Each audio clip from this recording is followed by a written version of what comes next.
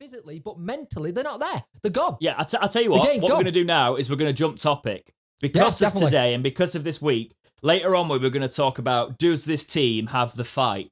But because we're sort of like on it right now, and we're obviously from the backlash of a pointless week. You know, we've played 2 matches and we've got 0 from the 6. Let's talk about, does this Sheffield Wednesday team have any fight in them? And we're going to look at it from a couple of different aspects. There's obviously the passion aspect, but there is the biggest thing for me is the mentality of these players. And it's been that all season. It's the defensive mentality, because at Luton today, I wasn't too concerned with our attack, right? So I'll give them that today. Our attack wasn't the issue. However, there has been cases where we don't have the mentality of the attack to get back into games. Dex, this all stems from Boxing Day, last season, Stoke City, 3-2. We never recovered from then with it. From then, we've just gone downhill. It's easy to look at it like that, and I completely respect that. However, we've had 3 different changes of management since then. It's still not worked. We had a couple, whatever. I can't even remember now. We're one of them clubs now. Technically 3 if you count Thompson, but it's been 2. Yeah, so... Season. No, well, actually, no, it's because it went Monk, Pulis, then Thompson. Oh, so it's technically 3. 2 changes. Yeah, it's 2 changes. Yeah. So, we didn't... It's been a downslide since then. However... We've changed the players up and the mentality is still there. It's that weak mentality, that fragility of not being able to hold on to a lead. And as I said earlier on when we were reviewing the matches, I wasn't expecting much out of this week. No. At Luton, we've not had a good result against Luton in a while now. No. Brentford are obviously flying high. I was very pessimistic about this week anyway. You know the only positive about today was Izzy Brown looked superb. He looked like that yesterday player when you're watching this podcast. Yeah. But he looked really good and it was nice to see him play. But is that a one-off? Is that the only game we're going to see him in now? But I don't know. I feel like bringing Marriott and Brown on for a Luton game was a tactic. But we talk about fight. Let's separate it and let's talk about the passion we're seeing from players, because that's obviously a fight from the club. Yeah. There's a few. Job. There's a few that I've seen, and I think we'll probably agree with this. Like, Patterson is one player that seems to wear his heart on his sleeve. I think even if we go down, he's going to be one of the players that is a fan favourite just because of the way he is. Yep. I can tell he's in this fight, right? Bannon is obviously the one. He's on that pitch, and I think he's just going, why the hell have I signed this contract now? When he looks around him, and he's got no fight from the other players in that defence when he's coming back and helping the defence. And they're my main 2 that I see a lot from. I wouldn't say I haven't seen Izzy Brown play and stuff. He was good today, but I haven't seen his attitude on it. He seems to have a good attitude on Twitter and things like that. But they're the only 2 players, and maybe Windass, because he does get face on when things don't go his way. But I don't know if that's his way or the team's way. Yeah. So they're my main 2. Patterson and Bannon are the only ones, and Dunkley actually as well, are the ones that I see that have got all the passion for the club and are actually digging in on the pitch. But that's all I can see.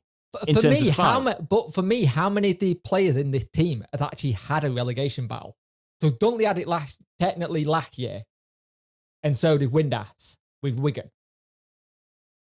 Windass when he was at Wigan before he came to us. But it's like it's really hard when we've got someone like Yorgidi who's there. You want him to sign a new contract, but how does he sign a new contract? The only way he signs it is that he's loyalty for taking him when he had no club. That's the only way he does it. He was one of our best players today as well, and that's the thing. The more he performs, the less likely we are to sign him to a new contract. And it's the mentality for me, mate. Yeah, we take the passion aside. You look at the fact that we've had something like 16 games now, and out of, I think we've not been able to get a single point from coming behind, from when we've fallen behind in like 15, 16 games. That is an outrageous stat. We only get our points when we are the team that takes the front foot. If we fall behind, we get nothing. And can I also say, for our first goal on today, which is Saturday, it was another one of the cases where it was a Luton mistake that we pounced on. And a lot of our goals have been that of late. There's not been something we've made to kind of go, this. We can look at it this way. There's not a lot. It's like my phone just flapped up with Twitter saying, here's the manager's reaction. I was like, no, I don't really bother. I don't even want to see it at the minute. Right, because also, yes, I get Neil's not in an ideal situation, but he's not telling me anything I haven't already seen, and it's just always, it's flat, we're leggy. Yep. I don't think this squad is a relegation battling squad. The fact is, today, the 27th, obviously this is, I don't know if this will be broken out or whatever. You were talking straight after the Luton match, okay? So, we had all the results going our way. And we were 2-0 up. Yep. And we bottled it. Yep. And that is not just because we were playing Luton. That is what we have done all season. Okay? Yeah. All season, we have thrown points away from goal-scoring positions, from winning positions. We have not been able to get back into matches when we go behind. And go on. Go. Well, this is the first time I've seen us make a load of chances, but then we don't finish them. We could have easily wrapped that game up in that first half with some of the chances. But the problem you've got is if they get one, it only takes a team to get one goal, and we could be 5-0 up, and we could have still lost that. Because the team mentally are just not there. But their mental side of it, it's just, I don't know where they are. But all the passion some of them do put in and try and get going, it's just, if you're not there mentally, it's not going to work. No, and that's the side of this squad. And for me, the most worrying thing, right, is because if there's not a mentality to get back in a game, it's the fragility in defence that's really worrying me. Because I've said this quite a bit, but without a leader at the back, and we've lost a couple of people who seem to give us some defensive stability and a strong defensive mentality. We've lost Westwood and Iorfa.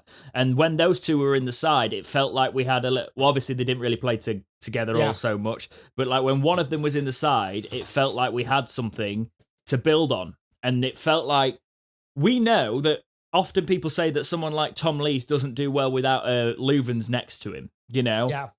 And we just don't seem to have the shape when it comes to set pieces. And whenever we're in front, it's almost as if the players are scared that we're going to concede as much as the fans are. Yeah. You know, and then it happens. And it's stupid mistakes. But it's happened all season. But if you notice, when we're ahead in a first half, and it's normally the first half where we're ahead, the opposition manager just goes, I know where we need to fix it. And they fix it every time. Plan B. You just Plan get B.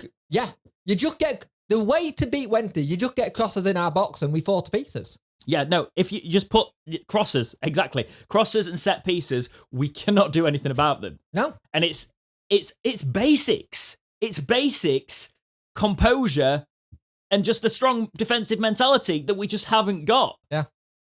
And I look at the rest of the season. I don't even want to look at the rest of the season now, and I just don't see.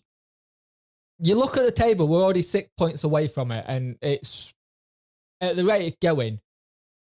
I can't see us doing it unless there's a big change somewhere. And I don't know where that change is. I don't know if that's Chansiri gives someone till the end of the season. We can't do anything with the players yet, so we need to bring somebody in, potentially, with the mentality, you know, and we might talk about that a little bit later on if we can go into depth on it. But we look at the fight, we look at what Wednesday can actually offer, and it's very little at the minute.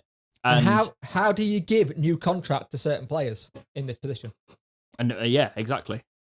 It's just, I can see a lot of fans saying that we might as well just go down because there's nothing stopping it, and there's nothing spoiling a rebuild now. And I don't know, I do feel a bit beaten up by it all right now, you know, because it's not the best of times in general in the world and everything, and then your football club piles on top of it, and your owner doesn't seem to be taking any responsibility for it at the minute or saying anything. And I haven't slammed on that. We haven't heard anything. To the fact that he's so quiet worried me. It worried me that is he on the verge of selling up to someone, and he's had enough, because all I keep hearing from Dom Howson, he said, no, he's still in this, he's still in this. I don't want to hear it from Dom Howson. I want to hear it from my chairman. I want him to say, even if it's through a translator, and this whole kind of remote owning a club, it's not working. You need to be hands-on to be able to We're blurring all our topics now because we're just frustrated, and we've got a whole podcast planned. But obviously, this was going to be a case. There was going to be a podcast where we came on, and you can predict something, and it'll still work out the way you've predicted it, and it'll still anger you. And I don't think Sheffield Wednesday have got the fight to survive at the minute. And if we get I need out to see of this, something more from them. If we get out of this, it'll be luck and other teams being worse than us. But I don't see that. There's other teams around where we are who are pulling results somehow out. Chancery manages to wipe the other -6, and even then we might struggle. Yeah, that's the thing. Even if we didn't have the point deduction, we're 18th, and that's still not good enough.